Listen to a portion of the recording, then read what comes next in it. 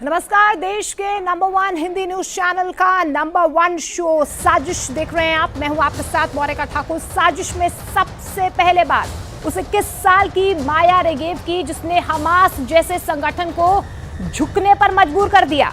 50 दिनों तक हमास की कैद में रही माया रेगेव अब आजाद है और कैद से बाहर आने के बाद माया रेगेव ने हमास के बारे में ऐसी बातें बताई हैं जिसे सुनकर नेतन्याहू भी हैरान है।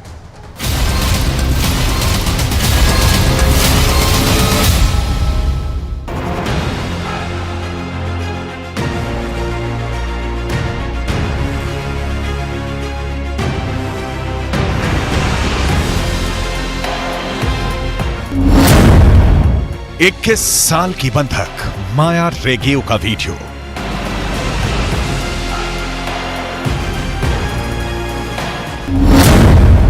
माया ने हमास के बारे में क्या बताया?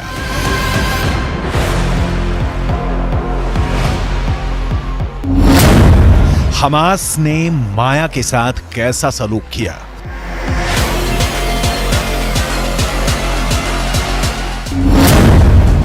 माया के साथ 7 अक्टूबर की उस सुबह क्या हुआ था?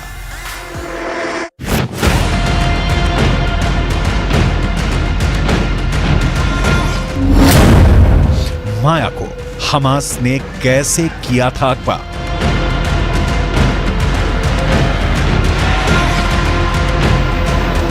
इक्कीस साल की माया रेगेव से जुड़ी हर बारीक से बारीक डिटेल आपको आगे दिखाएंगे, क्योंकि कैमरे पर माया ने हमास के बारे में जो कुछ बताया है उससे हमास के लड़ाकों के एक और पक्ष का पता चलता है। आपको आगे इजरायल बंधक संकट से जुड़ी लेटेस्ट रिपोर्ट भी दिखाएंगे, लेकिन इनसे पहले माया रेगेव की रोंगटे खड़ी कर देने वाली कहानी।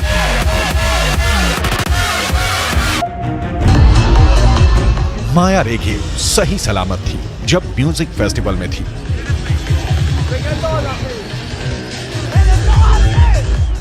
लेकिन अब लौटी है तो बैसाखी के सहारे।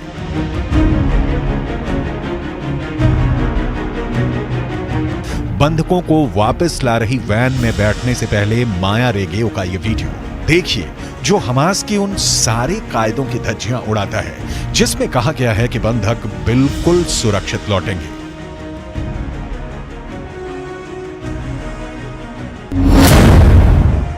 माया रेगेव 50 दिनों तक मौत की सुरंग में रही। 50 दिनों तक हर पल मौत सामने नाचती रही। 50 दिनों तक तड़पती रही फैमिली से मिलने के वास्ते। 50 दिनों तक बहते रहे माया रेगेव की आंखों से अनवरत आंसू। और फिर आई इजरायली गर्ल माया रेगेव की लाइफ में वो सुबह जब वो आजाद हो गई, अंधेरे बंद कमरे और हर सांस पर लगे पहरे से आजाद। अपने देश इजरायल में माया रेगेव के परिवार की लाखों दुआएं कबूल हुई। अपनी बेटी के लिए तड़पती मां के कलेजे की प्यास बुझी। माया रेगेव को हमास ने 50 दिनों बाद रिलीज कर दिया।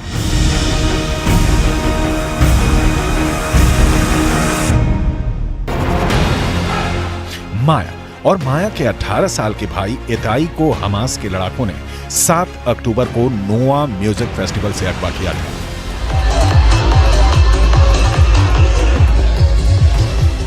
उस वक्त फेस्टिवल के बीच खुद को बचाने की कोशिश में भाग रही माया ने अपने पिता इतान रेगेव को फोन भी किया था। उनके पिता ने बेटी की वो कॉल रिकॉर्ड कर ली थी। वो लगातार उससे अपनी लोकेशन भेजने को कह रहे थे, लेकिन इतने में फोन कट गया। इसके बाद माया के पिता लगातार गाजा की सीमा के पास मौजूद अस्पतालों में अपने दोनों बच्चों को खोजते रहे। उन्हें कोई सुराग नहीं मिला। कुछ देर बाद ईलान को सोशल मीडिया पर एक वीडियो मिला। इसमें एक ट्रक के पीछे हमास लड़ाकों ने उनके बेटे इताई को बांध रखा था। फोन कॉल के वक्त माया लगातार कह रही थी, वो लोग मुझे मार रहे हैं, उन्होंने मुझे गोली मारी है, हम मर जाएंगे, मैं कार में छिपी हुई हूं, वो हम पर गोली चला रहे हैं। היא צועקת לי בעמוק, בהיסטריה, אבא, תבוא, יורים עליי, אבא, יורים עליי, אני מתה.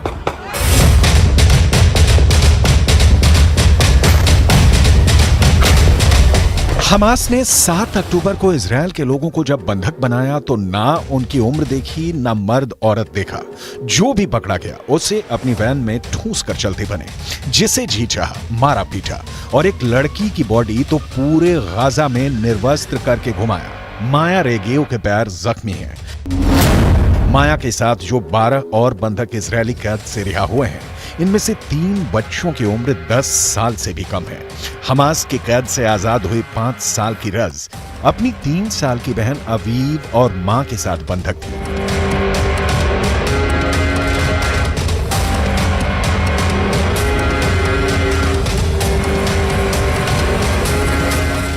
इजरायल हमास के बीच जो समझौता हुआ है उसके मुताबिक ये सीज फायर सिर्फ 4 दिनों के लिए ही रहेगा। सुबह 7 बजे से शाम 4 बजे के बीच बंधकों को छोड़ा जाएगा। हर दिन 13 बंधक रिहा किए जाएंगे। इजरायल ने एक बयान जारी कर बताया कि इसके बाद अतिरिक्त 10 बंधकों की रिहाई पर सीज फायर 1 दिन और बढ़ जाएगा। मतलब 5 दिनों में कुल 60 बंधक छोड़ने का सौदा हुआ है।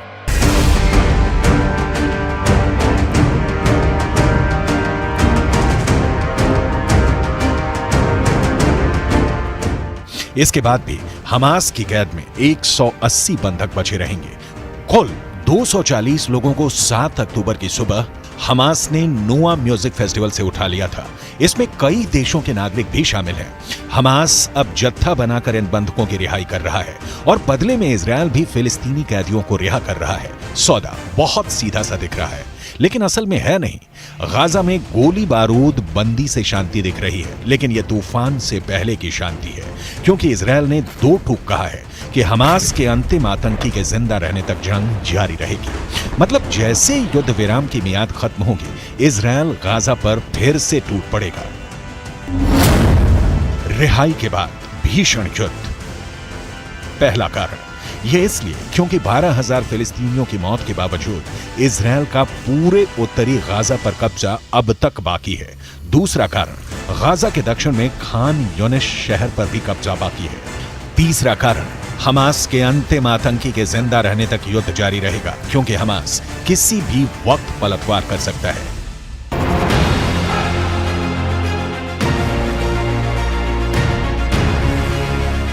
मैसेज लाउड एंड क्लियर है कि संघर्ष विराम के बाद भी इजरायल नहीं रुकेगा। इजरायल इस बीच खुद पर कंट्रोल कर किनारे खड़ा रहेगा कि कब इन बंधकों को भी छुड़ाया जाए और कब गाजा का ऑपरेशन खत्म किया जाए। यही वजह है कि इजरायल डिफेंस फोर्स यानी IDF इस वक्त गाजा में मौजूद है। टैंकों की पहरेदारी गाजा से हटाई नहीं गई है, क्योंकि जमीनी हकीकत यह है कि ना तो हमास को इजरायल पर पूरा भरोसा है कि सारे बंधकों को सुरक्षित रिहा करेगा, ना हमास को भरोसा है कि इजरायल सीज फायर का उल्लंघन नहीं करेगा। यानी दोनों सीज फायर में तब तक बंधे हैं जब तक उनकी मांग पूरी होती रहेगी। इजरायल का ताजा बयान है कि सीज फायर के बाद गाजा से लेकर कतर तक हमास के एक एक आतंकी को चुन चुन कर मारा जाएगा। हमास इजरायल के इस ऐलान को सुन चुका है और हमास भी ये जता चुका है कि उसे भी जब मौका मिलेगा वो इजरायल पर 7 अक्टूबर जैसा क्रूर हमला करेगा। जाहिर है दुश्मनी के बीच सिर्फ सीज फायर आया है, और वो भी बिना भरोसे वाला।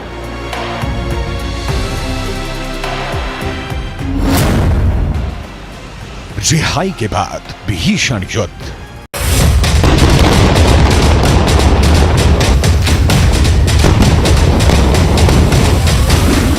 जानकारों का मानना है कि हमास युद्ध विराम के तहत खुद को संगठित कर रहा है।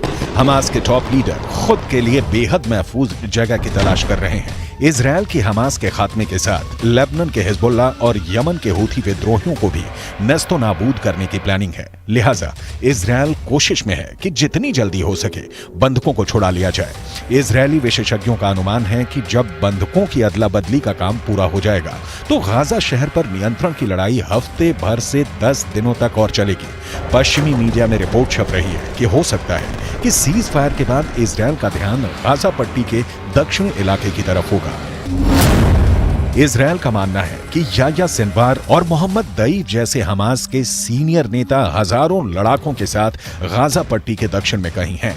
शायद उनके साथ बड़ी संख्या में इजरायली बंधक भी मौजूद हों।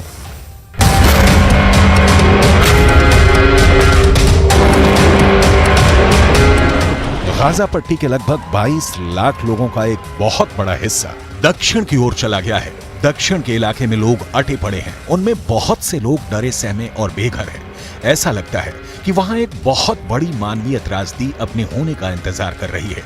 अल मवासी के रेतीले मैदानों के बीच टेंटों में ठूंसे सैकड़ों फिलिस्तीनियों का मंजर दुनिया को इस मानवीय संकट की ओर निगाहें दौड़ाने के लिए मजबूर कर सकता है।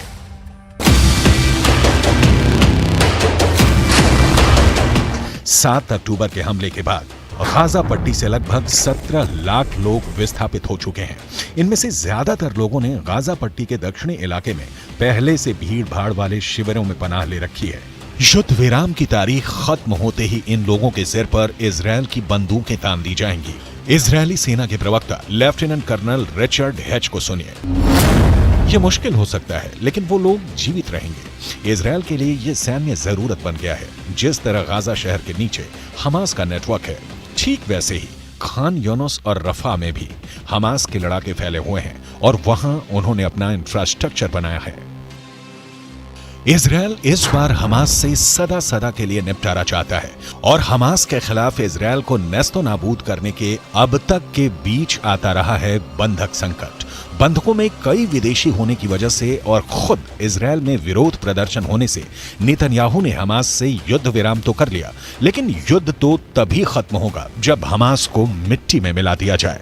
इंतजार कीजिए सीज फायर को बीत जाने का और इजरायल के हमास के खिलाफ फिर से जोरदार हमले का, क्योंकि ये रुकने वाला नहीं है।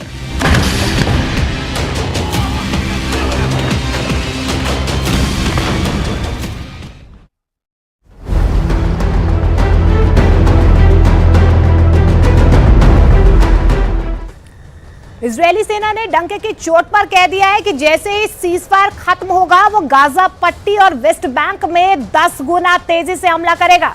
लेकिन इतनी बड़ी धमकी देने के बाद नेतन्याहू को फौरन एहसास हुआ है कि उसने बहुत भारी गलती कर दी है और इस गलती का फायदा ईरान उठा सकता है।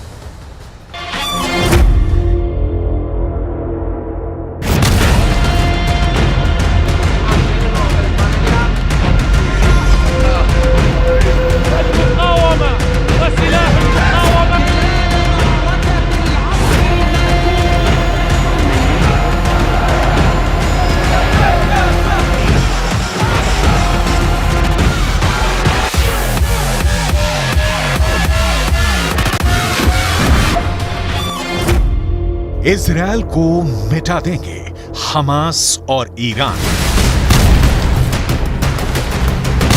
4 दिन का सीज फायर क्या इजरायल पर भारी पड़ रहा है? दुनिया भर के वॉर एक्सपर्ट्स का साफ कहना है कि 4 दिन के सीज फायर में हमास को जबरदस्त हमले करने के लिए फिर से ऑक्सीजन मिल गई है।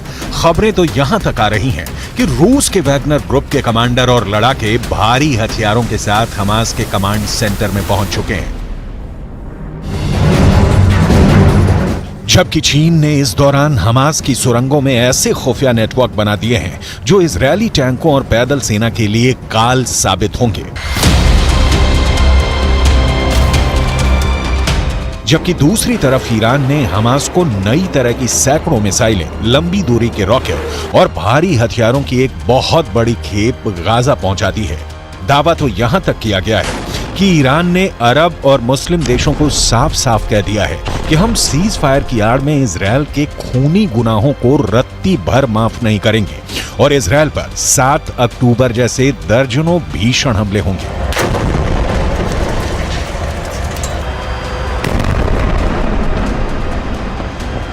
इस वक्त इजरायल के 1.5 लाख सैनिक और 800 टैंक गाजा पट्टी वेस्ट बैंक में मौजूद हैं। खबरें तो यहां तक आ रही हैं कि इजरायल ने सीज फायर पूरा होने से पहले ही हमास के ऊपर जबरदस्त हमले शुरू कर दिए हैं ताकि हमास 7 अक्टूबर जैसा हमला इजरायल पर ना कर सके। जबकि दूसरी तरफ हमास, हिजबुल्लाह और हूथी मिलकर इजरायल पर हमले कर रहे हैं,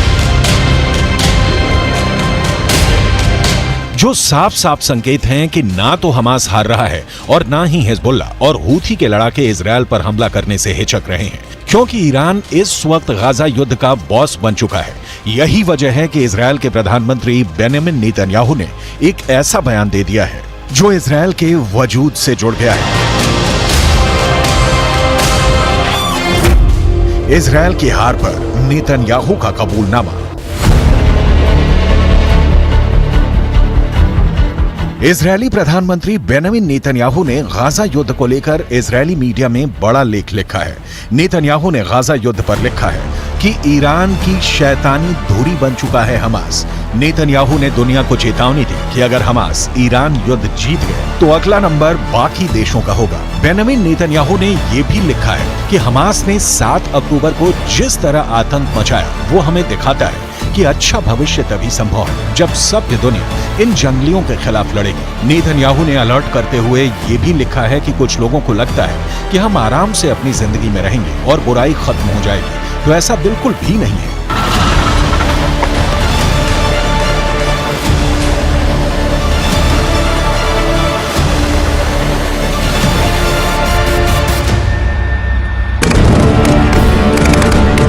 गाजा में अब तक 15,000 के करीब लोग मारे जा चुके हैं। इजरायली सेना और इजरायली सरकार दोनों ही इस वक्त भयंकर प्रेशर में है।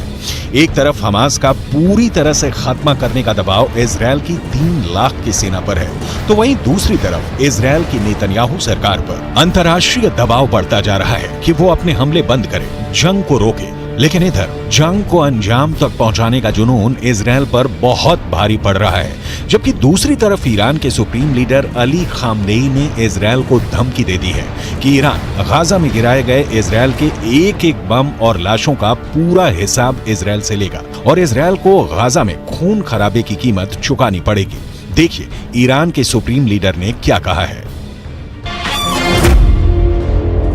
ईरानी सर्वोच्च नेता अली खामनेई ने एक्स पर एक पोस्ट में इजरायल को गाजा युद्ध पर चेतावनी दी है। अली खामनेई ने लिखा है कि गाजा पट्टी में आईडीएफ के हमले पर तगड़ा जवाब जरूर मिलेगा। खामनेई ने लिखा है कि गाजा में इजरायल की भीषण बमबारी उस करारी हार की भरपाई नहीं कर पाएगी जिस करारी हार का सामना इजरायल को 7 अक्टूबर को करना पड़ा था।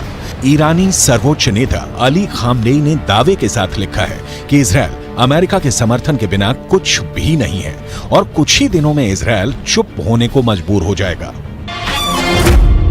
इजरायल की हार पर नेतन्याहू का कबूलनामा।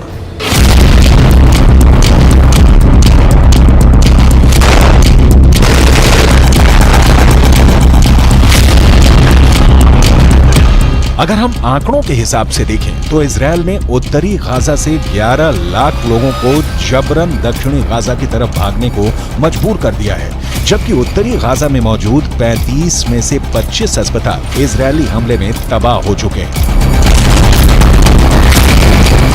वहीं 44,000 के करीब उत्तरी गाजा की इमारतों को इजरायल ने मिसाइल और बम धमाकों से उड़ा दिया है, जबकि 2.25 लाख के करीब इमारतें अब रहने लायक नहीं बची हैं।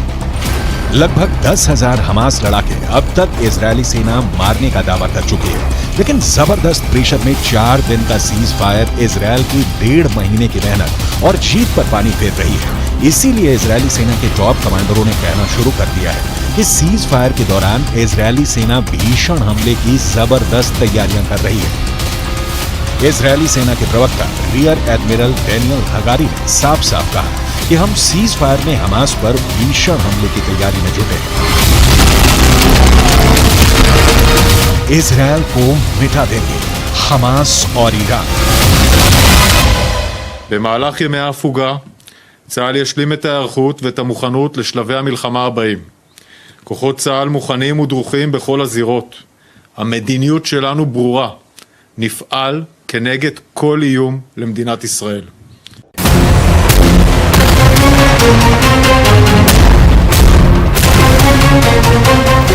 अब सवाल उठता है कि अगर इजरायल सीज फायर के दौरान भी लगातार तेज हमले कर रहा है तो फिर हमास क्या कर रहा है।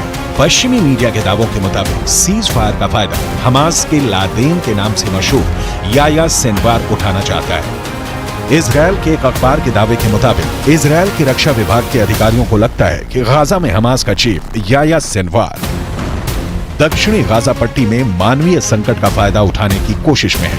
इस रणनीति के तहत खान यूनुस का लादेन कहा जाने वाला याया सिनवार इजरायली रक्षा बलों पर इतना अंतर्राष्ट्रीय दबाव डालना चाहता है कि आगे अपने अभियान को तेज न कर सके। खान यूनुस ही सिनवार का मुख्य कमांड सेंटर है। माना जा रहा है कि दबाव में इजरायली सेना अपेक्षाकृत सीमित ऑपरेशन के लिए तैयार हो सकती है, जिससे हमास को कोई खास नुकसान नहीं होगा, इजरायली अफसरों का मानना है कि सिनवार युद्ध विराम के बाद जमीनी अभियानों को फिर से शुरू करने में देरी कराने की योजना बनाने में जोर शोर से जुटा है। आप कुछ पॉइंट से समझ लीजिए। हमास का लादेन या सिनवार उत्तरी गाजा के बजाय दक्षिणी गाजा को बचाने पर अब क्यों जोर दे रहा है? सीज फायर की वजह से खान यूनुस या राफा को निशाना बनाने की बजाय इजरायली सेना नुसैरा, अल बुरायज और दीर अल बलाह जैसे इलाकों पर ही सीमित हमले कर पा रही है। इजरायली सेना दक्षिणी गाजा के गैर मानवीय क्षेत्रों में सीमित अभियान चलाने को मजबूर हो रही है।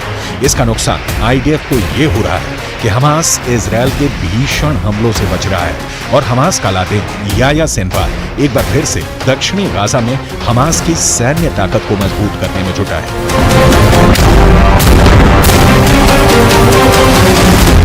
इजरायल को मिटा देंगे हमास और ईरान। إنهاء الاحتلال وحماية الأقصى وتحرير الأسرى نخوض معركة التصدي لعدوان جيش وقطعان مستوطنين على شعبنا ومدننا، نخوض معركة كسر الحصار على شعبنا في قطاع غزة الذي امتد 17 عاما أو يزيد، نخوض معركة تحقيق الحلم والأمل الفلسطيني। इस वीडियो में दिखाया गया है कि हमास के लड़ाके अचानक तबाह इमारतों से बाहर निकलकर आरपीजी फायर कर रहे हैं या फिर टैंकों पर सीधे रॉकेटों से हमले कर रहे हैं, जबकि जमीन पर इजरायली सेना का एक भी पैदल सैनिक नहीं दिख रहा है। इजरायली सेना पूरी तरह से या टैंक के अंदर है या फिर किसी बख्तरबंद वाहन के अंदर हमास के लड़ाकों से जंग कर रही है। हमास के इस खुफिया युद्ध ने इजरायली सेना के पसीने छुड़ा दिए हैं। 4 दिन के सीज फायर के बाद जब दोबारा से इजरायली सेना गाजा शहर और उत्तरी गाजा के बेहद अंदरूनी हिस्सों पर हमला करेगी तो उस वक्त हमास और ज्यादा घातक हमले इजरायली सेना पर जरूर करेगा। लेकिन इजरायली सेना ये भी दावा कर रही है कि सीज फायर के बाद हमास का खात्मा पूरी तरह से हो जाएगा। עוקבים אחרי כל מה שצריך לעקוב, אחרי בכירי חמאס בעזה ובכל מקום בעולם. יש למלחמה הזאת מטרות מאוד מאוד ברורות, וצה"ל נערך לשלבים הבאים במלחמה, על מנת לפרק את חמאס, לסדר את הגבולות, שיהיו גבולות בטוחים, להמשיך במאמץ העליון, להשבת חטופים, להגיע להרתעה אזורית. वहीं हमास का दावा है कि इजरायल सेना युद्ध विराम को तोड़ रही है और हमास पर हमले कर रही है। हमास के इस दावे में दम नजर आता है क्योंकि इजरायली सेना का दावा है कि पिछले 10 घंटे की भीषण जंग में हमास के दर्जनों लड़ाके मारे गए हैं। आईडीएफ की मुख्य पैदल सेना इकाइयों में से एक है नाहल ब्रिगेड के सैनिकों ने उत्तरी गाजा के पश्चिम में जबालिया पर भीषण हमला किया। जबालिया में आउटपोस्ट 17 पर आईडीएफ ने हमास लड़ाकों को मारकर कब्जा कर लिया है। आईडीएफ फाइटर जेट ने सेंट्रल कैंप ब्रिगेड में हमास की एंटी टैंक मिसाइल यूनिट के प्रमुख इब्राहिम अबू मगसीब को मार डाला। अब ऐसे हालात में अंदाजा लगाया जा सकता है कि इजरायल के लिए गाजा युद्ध कितना भारी पड़ रहा है। इसीलिए नेतन्याहू को लिखना पड़ा है कि अगर ईरान और हमास जीतते हैं तो फिर इजरायल का विनाश तय है।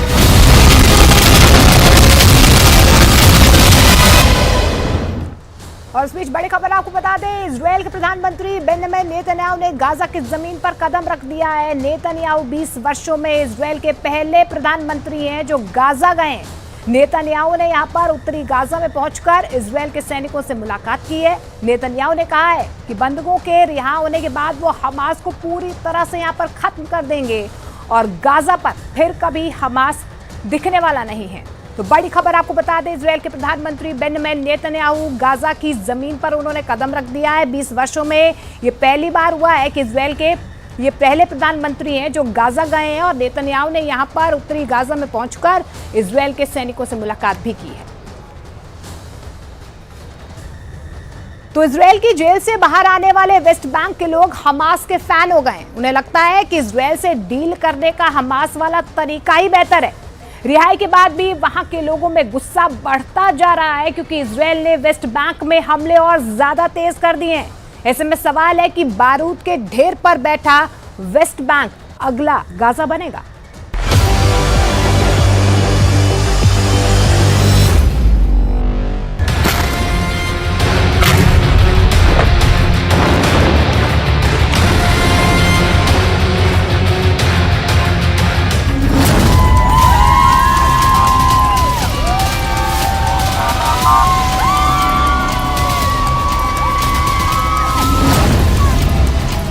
फातिमा अमारी रिहा हुए फिलिस्तीन।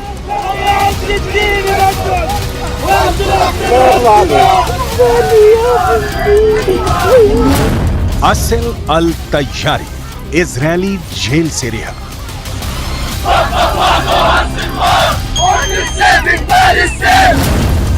मरा बेकर रिहाई के बाद मां से मिलने की खुशी।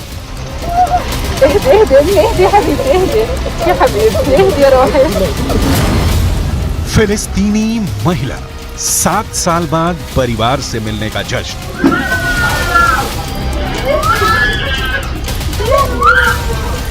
ये तो सिर्फ कुछ नाम है, रिहा हुए फिलिस्तीनियों की फहरिस्त लंबी है। युद्ध विराम के बाद बंधकों की रिहाई का सिलसिला जारी है।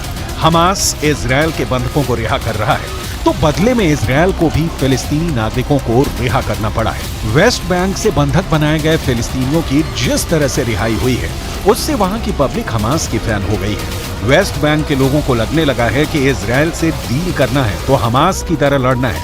वेस्ट बैंक इस वक्त जश्न के बीच ऐसे बारूद के ढेर पर बैठ चुका है जिसका ट्रिगर कब दबेगा ये इजरायल भी नहीं जानता।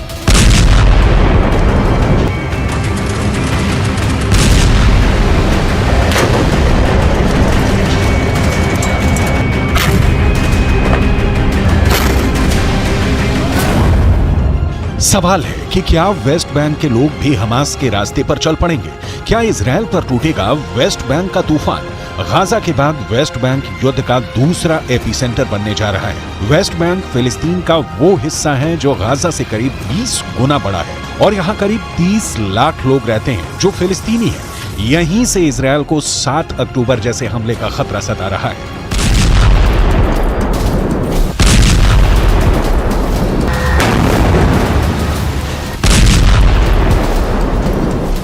ऐसा इसलिए क्योंकि वेस्ट बैंक के फतह मूवमेंट के नेता समीर अल मशरावी ने बहुत बड़ी बात कह दी है। फिलिस्तीनी मीडिया के मुताबिक फतह मूवमेंट के नेता समीर अल मशरावी ने कहा है कि हमास ने जो किया वो फिलिस्तीन के लोगों के लिए फख्र की बात है और इजरायल से लड़ने के लिए फिर से छापामार युद्ध की शुरुआत जरूरी है। गाजा में इजरायल के गदर के बाद वेस्ट बैंक के लोगों में गुस्सा बहुत है। यहाँ लगातार इजरायल के खिलाफ प्रदर्शन हो रहे हैं। इजरायल वेस्ट बैंक के लोगों की आवाज को दबाने की कोशिश कर रहा है। इजरायल के हमले में अब तक वेस्ट बैंक के 225 से ज्यादा लोगों की मौत हो गई है। वहीं आधे से ज्यादा उत्तरी गाजा पर इजरायल का कब्जा हो चुका है। गाजा की ही तरह इजरायल की निगाहें वेस्ट बैंक पर भी पूरे कब्जे की हैं। लेकिन इजरायल की मुश्किल ये है कि वो गाजा की तरह वेस्ट बैंक पर हमला नहीं कर सकता। इसकी कई वजह है। वजह नंबर 1, हमास का वर्चस्व गाजा में है जबकि वेस्ट बैंक में फतह मूवमेंट की सरकार है। वजह नंबर 2, दुनिया वेस्ट बैंक में फिलिस्तीन की सरकार को सपोर्ट करती रही है और वहां हमास की भी मौजूदगी नहीं है। वजह नंबर 3, वेस्ट बैंक का एक हिस्सा जॉर्डन से लगा है और जॉर्डन फिलिस्तीन को सपोर्ट करता रहा है। ऐसे में वेस्ट बैंक पर अटैक का मतलब है कि जॉर्डन भी उबाल खा सकता है और फिर पूरा पश्चिम एशिया जलने लगेगा। वजह नंबर 4, वेस्ट बैंक गाजा की तरह जेल जैसा नहीं है। वहां का कंट्रोल इजरायल के पास है, लेकिन गाजा के मुकाबले वेस्ट बैंक के लोगों को ज्यादा आजादी है। वेस्ट बैंक के कई हिस्से में तो फिलिस्तीन के लोगों का दबदबा है। वजह नंबर 5, इजरायल को डर है कि वेस्ट बैंक में अगर छापामार युद्ध शुरू हो गया तो फिलिस्तीनी इजरायल पर भारी पड़ सकते हैं। इजरायल को डर है कि गाजा की तरह उसकी सेना ने वेस्ट बैंक में चढ़ाई की तो युद्ध यहां गाजा से 10 गुना ज्यादा खतरनाक हो जाएगा, क्योंकि यहां अगर जेनिन ब्रिगेड जैसे फिलिस्तीनी दस्ते एक्टिव होते हैं तो इजरायल के खिलाफ बड़ी हिंसक मुहिम शुरू हो जाएगी। इससे निपटना इजरायल की सेना के लिए मुश्किल होगा। जेनिन ब्रिगेड जैसे कई दस्ते इस वक्त वेस्ट बैंक में हैं, जिनके पास हथियार भी है।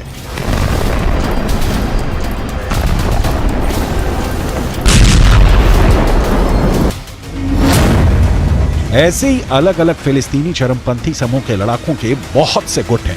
ऐसे हर गुट में सैकड़ों हथियारबंद लड़ाके हैं। स्थानीय इलाके में जब ये ऑपरेट करते हैं, सिर्फ जेनिन ब्रिगेड के बारे में बताएं तो ये इजरायल के खिलाफ बागी गुट का वो हिस्सा है जो जेनिन शहर में एक्टिव है। ये जॉर्डन नदी के पश्चिम तट पर बसा है। इसको इजरायल ने 1967 में 6 दिनों तक चले युद्ध के बाद जॉर्डन से छीन लिया था।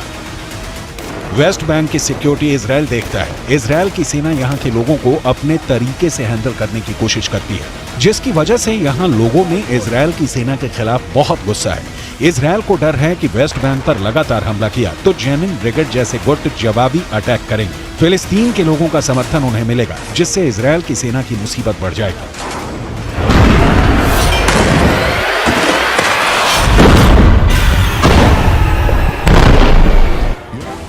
हालांकि इजरायल वेस्ट बैंक में लंबे वक्त से अपने लोगों को बसा रहा है ताकि वो फिलिस्तीनियों को कंट्रोल कर सके और उनके इलाके वेस्ट बैंक और इजरायल के बीच बफर जोन के रूप में भी काम करें। वेस्ट बैंक और पूर्वी यरूशलेम में इजरायल के करीब 7 लाख सेटलर्स रहते हैं। मतलब इजरायल की 10% आबादी वेस्ट बैंक या कहें कि फिलिस्तीन में ही रह रही है। इजरायल ने इन्हें 1967 के युद्ध के बाद से ही बसाना शुरू कर दिया था। इस वक्त आप जो 3 मैप स्क्रीन पर देख रहे हैं, उसमें से पहला मैप वो है जिस पर फिलिस्तीन की हुकूमत चलती है। इस 18% हिस्से पर फिलिस्तीन के लोग रहते हैं, उन्हीं का कंट्रोल है। जबकि ये दूसरा मैप देखिए, इस 22% हिस्से पर फिलिस्तीन और इजरायल के लोगों का साझा कंट्रोल है। मतलब ये कि कहीं इजरायल के लोगों की ही हुकूमत है तो कहीं पर फिलिस्तीन के लोगों के पास अधिकार है और वो अपने तरीके से सारी चीजों को मैनेज करते हैं। जबकि तीसरा मैप जो वेस्ट बैंक का करीब 60% हिस्सा है, यहाँ पर इजरायल की सेना का दबदबा है। हर चीज उनके कंट्रोल में है। फिलिस्तीनियों के हर मूवमेंट यहाँ पर इजरायल की इजाजत से होती है। हर जगह चेक पॉइंट है और उन्हें कई इलाकों में दाखिल होने की इजाजत नहीं है। यानी वेस्ट बैंक का 60% इलाका पहले ही इजरायल के कब्जे में है।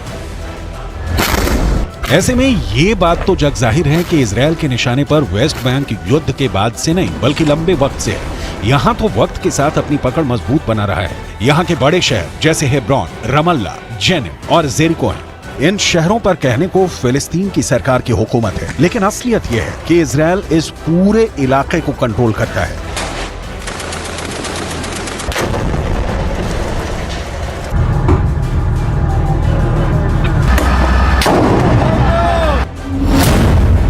एक तरह से देखा जाए तो वेस्ट बैंक और पूर्वी यरूशलेम के करीब 26% हिस्से पर इजरायल अपना हक जताता है और वहां पर सेटलर्स को किसी भी तरह का कंस्ट्रक्शन करने की यानी घर बनाने की पूरी इजाजत है। इजरायल की सरकार इन्हें साल में करीब 40 करोड़ रुपए देती है, जिससे यहाँ रहने वाले लोग फिलिस्तीन के लोगों की हर खबर इजरायल की सरकार तक पहुंचाएं।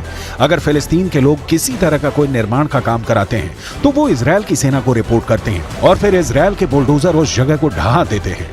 फिलिस्तीन के लोगों को काबू में रखने के लिए ड्रोन, इजरायली सेना की गाड़ियां हमेशा इन पर निगाह रखती है। इजरायल के सेटलर्स को सरकार की तरफ से हथियार बांटे जाते हैं, जबकि वेस्ट बैंक के लोगों को हथियार रखने की इजाजत नहीं है। यही वजह है कि सेटलर्स और फिलिस्तीनी लोगों के बीच हिंसा बढ़ रही है। सेटलर्स को मजबूत करने के लिए इजरायल सरकार उनको दी जाने वाली रकम भी 80 करोड़ रुपए तक बढ़ा रही है।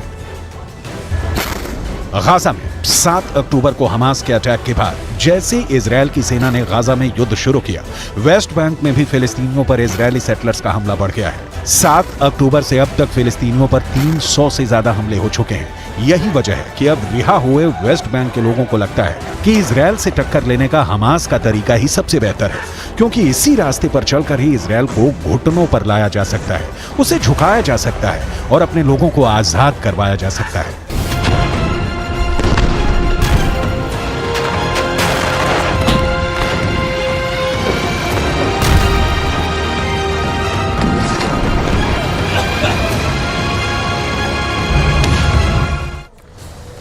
वेस्ट बैंक इस वक्त बहुत ही खतरनाक दौर से गुजर रहा है। सबसे बड़ा डर है कि अगर वेस्ट बैंक में युद्ध शुरू हो गया तो अंत कहां होगा। ये बात तो इजरायल भी नहीं जानता है। फिलहाल वेस्ट बैंक में युद्ध का खतरा इतना बढ़ गया है कि सबको लग रहा है कि ज्वालामुखी जल्दी फूटने वाला है।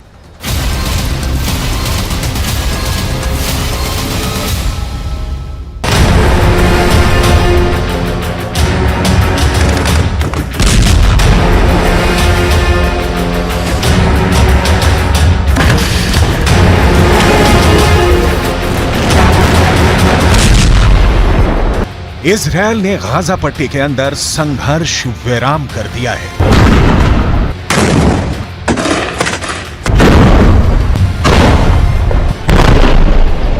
लेकिन बहुत ही रणनीतिक दृष्टि से इजरायल ने फिलिस्तीन के दूसरे हिस्से यानी कि वेस्ट बैंक पर ताबड़तोड़ हमले शुरू कर दिए हैं।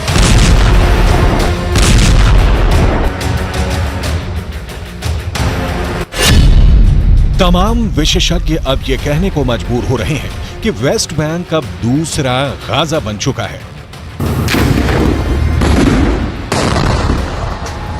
जरा इजरायल के इस नक्शे को देखिए। जेरूसलम के पास जो हिस्सा नजर आ रहा है वो वेस्ट बैंक है। यहां पर फिलिस्तीन की सरकार है जिसके राष्ट्रपति महमूद अब्बास हैं, जबकि इजरायल के दक्षिण की तरफ गाजा पट्टी मौजूद है। ये भी फिलिस्तीन का ही हिस्सा है।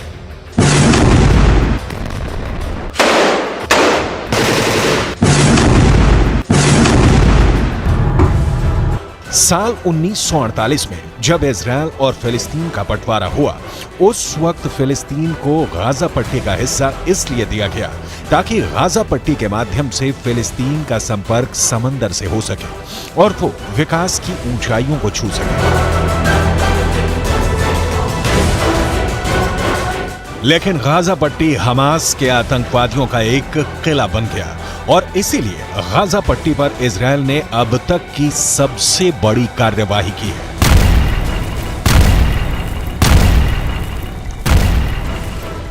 लेकिन 7 अक्टूबर के बाद से यानी इजरायल पर हमास के आतंकवादी हमले के बाद से जिस तरह की परिस्थिति का निर्माण हुआ है, उसके बाद अब इजरायल ने वेस्ट बैंक पर अपने हमले बहुत तेज कर दिए हैं।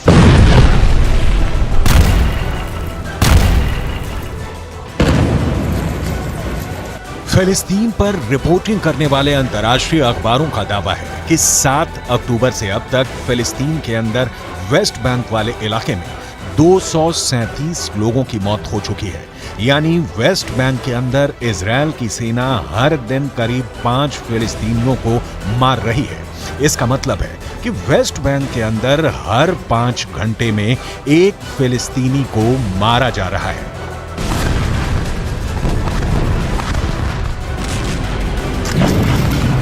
وكانوا ينادوا على البيت واهل البيت في السماعات انه اهل صهيب يطلعوا برا، ما بيعرفوا انه فيش فيها حدا.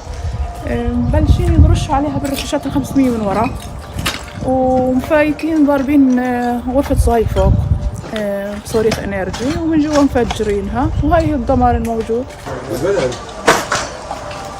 और जिस तरह की हिंसक झड़पें हो रही हैं, 7 अक्टूबर से अब तक फिलिस्तीन के वेस्ट बैंक के इलाके में 2750 फिलिस्तीनी घायल हो चुके हैं। यानी फिलिस्तीन के वेस्ट बैंक के इलाके में हर दिन करीब 60 लोग घायल हो रहे हैं। यानी वेस्ट बैंक में 7 अक्टूबर से अब तक हर घंटे 2 से 3 लोग इजरायल की सेना के पलटवार में घायल हो रहे हैं।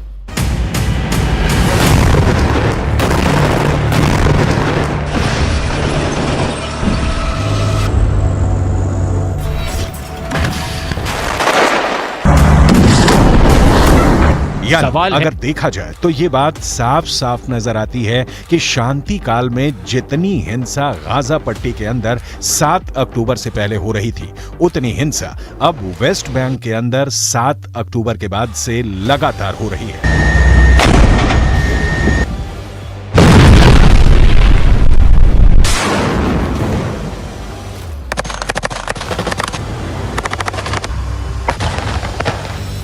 और ना सिर्फ इजरायल के सैनिक वेस्ट बैंक के फिलिस्तीनियों को अपना शिकार बना रहे हैं, बल्कि इसके अलावा भी वेस्ट बैंक के अंदर फिलिस्तीन भी आपस में बंट रहा है। هم اي شيء في دارك، يعني هذا البيت اللي بحدنا على يسارنا نسوان كان امنات في بيت الدار غرفه وطرقه صغيره، ضربوا البيت، الناس اللي ماركه بالشارع اتصاوبت بدون اي عمل، بدون اي شيء، يعني ما بيستنى انك تحمل سلاح ولا تحمل شيء.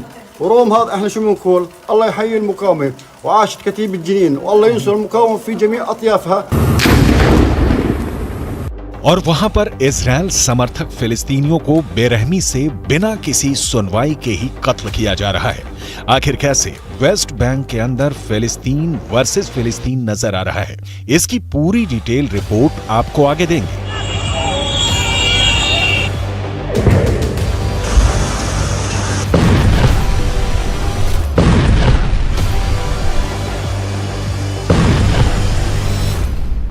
लेकिन सबसे पहले हम बात करेंगे किस तरह से वेस्ट बैंक के अंदर बीते 24 घंटे में एक ऐसा खूनी गदर मचा जिसमें 6 फिलिस्तीनियों को इजराइल ने मार डाला।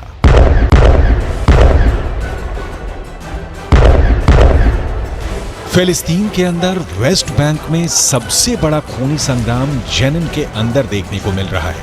ताजा घटनाक्रम भी जेनिन का है, जहां पर इजराइल की सेना घुसकर एक्शन ले रही थी।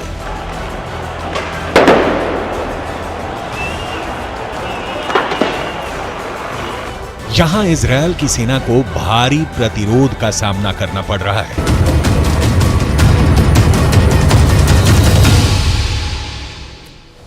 और अब बहुत बड़ी खबर सामने आ रही है जिसने म्यूजिक इंडस्ट्री को एक बार फिर से बुरी तरह से हिलाकर रख दिया है। सिद्धू मूसेवाला के बाद पंजाब के एक और मशहूर सिंगर और एक्टर गिप्पी गरेवाल पर हमले ने पूरे देश में सनसनी फैला दी है। गिप्पी गरेवाल ने अपने ऊपर हुए हमले को लेकर नेटवर्क 18 से खास बातचीत की है और बताया है कि उन पर हुए अटैक का सच क्या है। गिप्पी गरेवाल ने हमसे एक्सक्लूसिव बातचीत में बहुत सी बातें सामने रखी हैं जो आपको हैरान कर देंगी। गिप्पी गरेवाल ने अपने ऊपर हुए हमले को लेकर गैंगस्टर लॉरेंस बिश्नोई के बारे में क्या कुछ बताया है और बॉलीवुड एक्टर सलमान खान के बारे में क्या बताया है। आपको गिप्पी गरेवाल से बातचीत जरूर देखनी चाहिए। कनाडा में पंजाबी सिंगर गिप्पी गरेवाल के घर पर हमला हुआ और इस हमले में भी लॉरेंस बिश्नोई का कनेक्शन सामने आया है। गिप्पी गरेवाल से बातचीत को बहुत गौर से आप देखिएगा, आपको इस हमले के बारे में वो बातें पता चलेंगी जो अब इस केस की इन्वेस्टिगेशन का रुख तय करेंगी। सुनिए। ये कनाडा में कहां पे आपके घर पे फायरिंग हुई है और कब हुई है ये फायरिंग? ये रात को हुई जी, ऑलमोस्ट 12:30-1 बजे। तो घर मेरा वेस्ट वैंकूवर में है, वहां पे हुई है। तो भी हमें खुद समझ नहीं आ रही कि ये हुआ क्या है, क्यों हुआ है। मतलब पता ही नहीं था कि ये कैसे, मतलब ये कैसे हो गया। और आपकी गाड़ी के ऊपर फायरिंग हुई है ये कोई? जी हुई है, उसके ऊपर भी हुई है, गाड़ी के ऊपर भी हुई है, गैराज के ऊपर हुई है। गिप्पी जी, ये सलमान खान का नाम से एक पोस्ट आई है जिसमें सलमान खान के नाम का जिक्र है लॉरेंस बिश्नोई की तरफ से, उसमें दाऊद का नाम है। ये आपका क्या एंगल आ रहा है? एक्चुअली जब ये वारदात हुई तो पहले तो मैं ये शॉक था, क्योंकि आज तक जिंदगी में कंट्रोवर्सी में नहीं डला, मेरी किसी के साथ दुश्मनी नहीं है। तो मुझे यही समझ नहीं आ रही थी कि ये कौन हो सकता है, मैंने ऐसा क्या। तो जब पूछता ही तो वो तो मेरे लिए बहुत शॉकिंग था, क्योंकि सलमान खान का जब नाम आया तो मेरी कौन सी सलमान खान के साथ दोस्ती है। तो एज अ मतलब मैं फिल्मों में काम करता हूँ, मैं वहाँ पे गया, प्रोड्यूसर जिसकी फिल्म थी उन्होंने सलमान को ट्रेलर लॉन्च में बुला लिया, मैं तो खुद उसको वहाँ पे मिला हूँ। उससे पहले मैं बिग बॉस में गया था तो तब मिला था। मेरा कुछ लेन देन ही नहीं है, ना कुछ दोस्त है, या तो वो ना बहुत दोस्त है, मेरी फ्रेंडशिप है, जहाँ उसका गुस्सा निकाला जा रहा है। तो मेरे लिए तो मतलब अभी भी शॉकिंग है, मैं प्रोसेस नहीं कर पा रहा है इस पूरे चैप्टर को कि मेरे साथ क्या हुआ है। गिप्पी जी, क्या लॉरेंस बिश्नोई ने कभी आपको धमकी दी थी इसके पहले? और आप पंजाब जाते हैं तो आपको सुरक्षा मिलती है, आप मोहाली के रहने वाले हैं। नहीं, एक्चुअली लॉरेंस बिश्नोई ने मुझे कभी कॉल नहीं है, अभी भी नहीं आया कोई मुझे कॉल, मतलब पहले भी नहीं आया, अभी भी नहीं आया। जब ये चीज हुई तो मेरे को तो यही था कि ये हुआ क्या, मतलब अभी भी मैं प्रोसेस नहीं कर पा रहा पूरी चीज। तो अभी आप समझ सकते हैं मेरी। तो आपको किस पे शक हो रहा है? आपकी लॉरेंस से कोई दुश्मनी नहीं, कोई फिरौती या आपसे पैसे मांगे गए हों? नहीं, अभी तो कुछ नहीं, बट अभी जो उन्होंने पोस्ट पाई है वो मुझे समझ नहीं आई। मतलब कि मैं, या तो होता कि मतलब पता होता है कि यार ये बंदा उसका दोस्त है या कुछ ऐसे, या उनको हो सकता है कि उनको ये बुराई बहुत लगा कि ये चीज है, वो मुझे समझ नहीं लगी। बट मेरी कोई दोस्ती नहीं है और सलमान के साथ कुछ ऐसा नहीं है। वहाँ पे गए तो वो ट्रेलर लॉन्च किया, वहाँ पे और भी आर्टिस्ट थे वो भी गए थे, बट ऐसा कुछ नहीं था। तो ये बिग बॉस की बात कर रहे हैं आप? बिग बॉस की नहीं जी, ट्रेलर लॉन्च की बात कर रहे हैं। जब हमारी एक फिल्म आई थी मौजा मौजा, उसका ट्रेलर लॉन्च, उसमें सलमान खान आए थे। जी उस पे आया। तो आपकी सलमान खान से कोई दोस्ती नहीं है? नहीं ठीक, बिल्कुल नहीं। और मतलब मैं उनको एज ए स्टार जानता हूँ जैसे बाकी लोग जानते हैं। और गिप्पी जी, आप घर में मौजूद थे जब ये फायरिंग हुई है? नहीं जी, मैं मौजूद नहीं था, मैं बाहर था। ये कनाडा में कहाँ है आपका घर जहाँ पर ये फायरिंग हुई? बताया जी पहले वेस्ट बंगाल में। और आपने पुलिस को सूचना दी है कनाडा में? जी। शुक्रिया न्यूज़ 18 से बात करने के लिए। तो 25 तारीख को ये पूरा हमला होता है, लेकिन हमले के बाद क्या कुछ कार्रवाई इस पूरे मामले में अब तक हो चुकी है? हमारे सहयोगी हमारे साथ आनंद जुड़ रहे हैं। आनंद, 25 नवंबर को ये हमला होता है, हमले की जिम्मेदारी यहाँ पर लॉरेंस बिश्नोई गैंग लेती है, लेकिन अब तक क्या कार्रवाई इस पूरे मामले पर? जी देखिए मोनिका, कनाडा में पूरा मामला दर्ज है। कनाडा पुलिस वहां पे पहुंची थी और खुद गिप्पी ग्रेवाल ने न्यूज़ 18 से बात में इस बात का दावा किया कि कनाडा पुलिस वहां पे पहुंची थी, उनके घर पे फायरिंग हुई है, उनके गराज पर, उनकी लग्जरी गाड़ी पे। देखना होगा कि इस पे किस तरह की कनाडा पुलिस कार्रवाई करती है, क्या शूटर्स को गिरफ्तार करती है, क्योंकि लॉरेंस बिश्नोई इस समय साबरमती जेल में बंद है और गृह मंत्रालय का एक आदेश है कि 1 साल तक उसकी कोई पुलिस कस्टडी फिजिकल तौर पे नहीं ले सकता है। तो इसमें अब देखना होगा कि किस तरह से कनाडा की सरकार है, कनाडा पुलिस किस तरह का रुख अख्तियार करती है। लेकिन इतना साफ है कि गिप्पी ग्रेवाल ने ये बात जरूर मानी है कि सलमान खान के साथ दो मौके पर वो मिले हैं, एक बिग बॉस में और एक फिल्म के लॉन्च पर।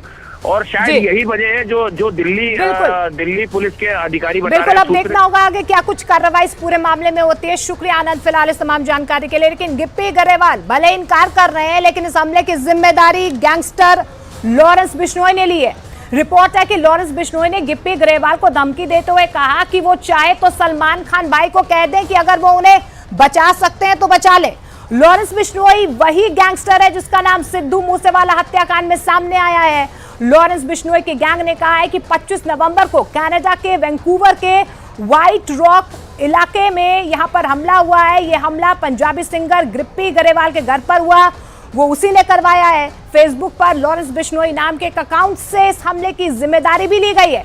और इससे पहले आपको बता दें कि मई 2022 में ही पंजाबी सिंगर सिद्धू मूसेवाला की हत्या की जा चुकी है। इसमें गैंगस्टर गोल्डी बराड़ ने हत्या की जिम्मेदारी ली थी, साथ में लॉरेंस बिश्नोई का नाम भी सामने आया था।